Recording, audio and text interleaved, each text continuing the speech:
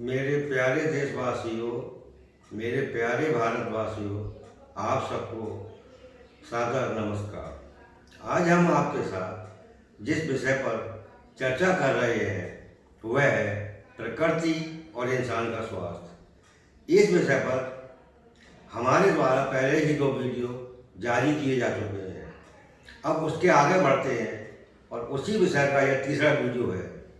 हमने अपने दूसरे वीडियो में आपको बताया था कि प्रकृति के नियम क्या हैं और उनका इंसान के जीवन और उसके स्वास्थ्य से कितना गहरा संबंध है। उसके बाद आपको बताया कि प्रकृति के वरदान और उपहार क्या हैं। इस विषय में हमने आपको प्रकृति के 3 वरदानों की चर्चा आपके साथ की थी। गौ माता, तुलसी जी का पौधा, नीम का वृक्ष और पीपल का वृक्ष। अब इसी विषय को आगे बढ़ाते हुए अब हम बताते हैं प्रकृति का चौथा वरदान। प्रकृति का चौथा वरदान है सूर्य देवता और चंद्र देवता। ये दोनों ही नक्षत्र हमारे जीवन के और इस धरती ग्रह के प्राण हैं। हमारा पूरा जीवन इन दोनों पर आश्रित है। प्राचीन काल से ही इन दोनों की हमारे देश में पूजा की जाती है, इसलिए इन दोनों को देवता कहा गया है। यदि इस धरती संसार में ये दोनों देवता नहीं होते तो इस संसार के समस्त प्राणी, समस्त जीव और समस्त वनस्पति सब कुछ समाप्त हो जाती। इस धरती ग्रह पर कुछ भी नहीं होता। यह पूरा धरती ग्रह सुनसान और वीरान हो जाता और यहाँ अंधकार छा जाता। ये दोनों ही प्रकृति के वरदान हमारे जीवन में कितनी महत्वपूर्ण है, इसके लिए आपको हम कुछ उदाहरण देते हैं।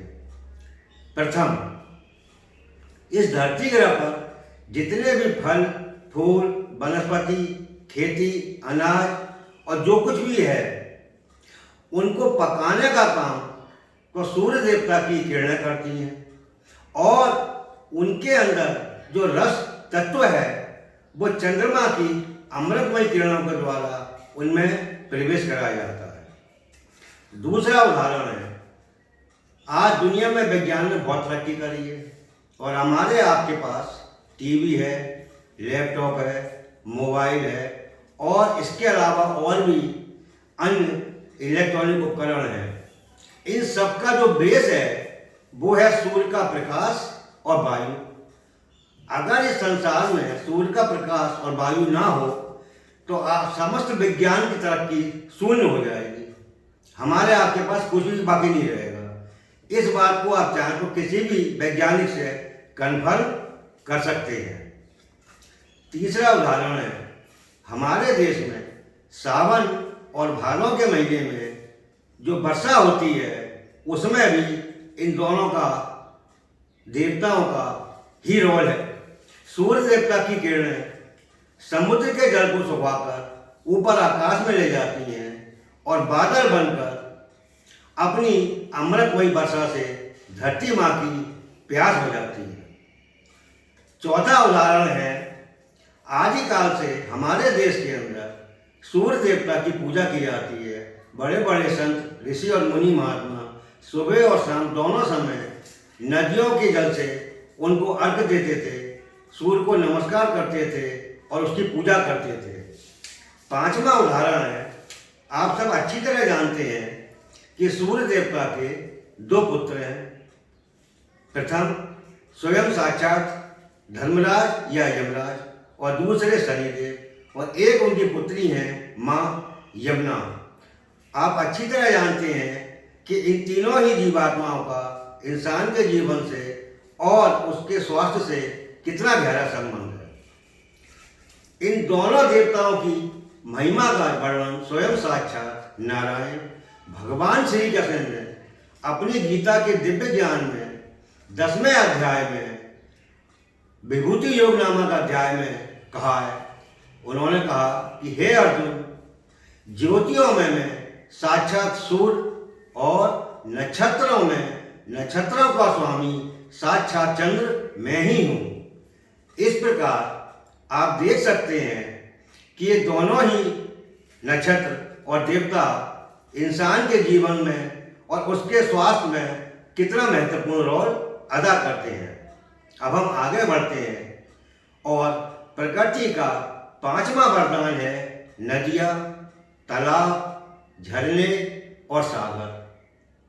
आप अच्छी तरह जानते हैं कि इस धरती ग्रह के 70% भाग में जल है और बाकी 30% भाग समतल है। इस धरती ग्रह पे सैकड़ों नदियां हैं, सैकड़ों तालाब हैं, सैकड़ों झरने हैं और 5 बड़े बड़े सागर हैं। ये व्यवस्था प्रकृति के द्वारा इस धरती ग्रह के टेम्परेचर को मेंटेन करने के लिए ही की गई है।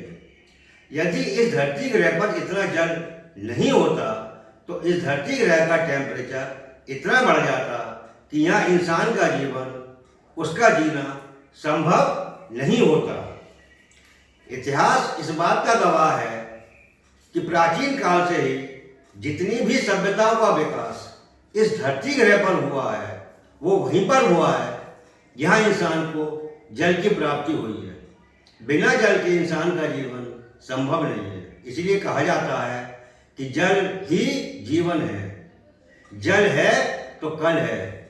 महान संत रहीमदास जी ने जल की महिमा के विषय में कहा है कि रहीमन पानी राखिए, बिन पानी सब सून, पानी गए न उबरे, मोती मानस चून। इस तरह आप देख सकते हैं कि जल का हमारे जीवन में कितना अधिक महत्व है। हम जीवन का कोई भी कार्य बिना जल के नहीं कर सकते, चाहे भोजन पकाना हो, चाहे प्याज बुझानी हो, चाहे खेती करनी हो, यहाँ तक कि यदि हमको दवाई का सेवन भी करना हो तो उसके लिए भी हमको जल की आवश्यकता होती है। इसलिए हमारे शास्त्रों ने नदियों को कहा जीवनदायिनी और समुद्र को देवता कहा। क्यों? क्योंकि समुद्र के अंदर सब नदियों का जल आकर उसमें मिल जाता है, इसलिए वो एक बहुत बड़ा तीर्थ है और देवता के समान है। अब हम कुछ उदाहरण देकर आपको इस जल की महिमा के बारे में बताते हैं। आप जानते हैं कि हमारे देश में प्रतिवर्ष 14 जनवरी को मकर संक्रांति का दिन पड़ता है और इस दिन बंगाल के अंदर कलकत्ता के पास बहुत बड़ा मेला गंगा सागर में लगता है। यह प्राचीन काल से ही ऐसी परंपरा चली आ रही है। यहाँ पर हमारे देश के लाखों तीर्थयात्री जाते हैं और बड़ी श्रद्धा भाव से समुद्र देवता की पूजा करते हैं।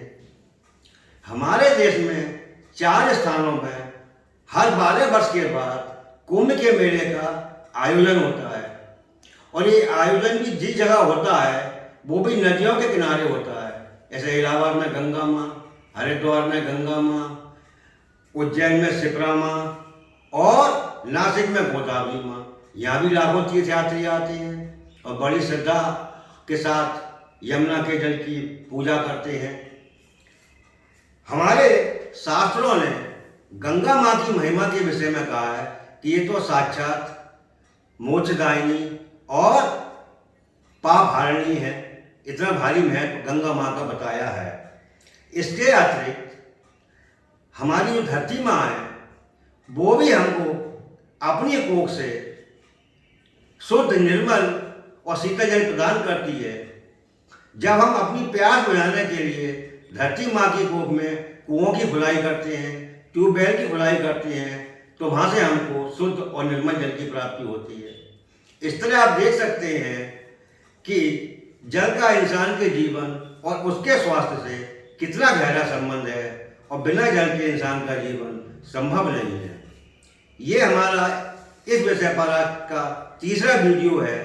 अभी 2 वीडियो इस विषय में आगे आपके सामने और आएंगे।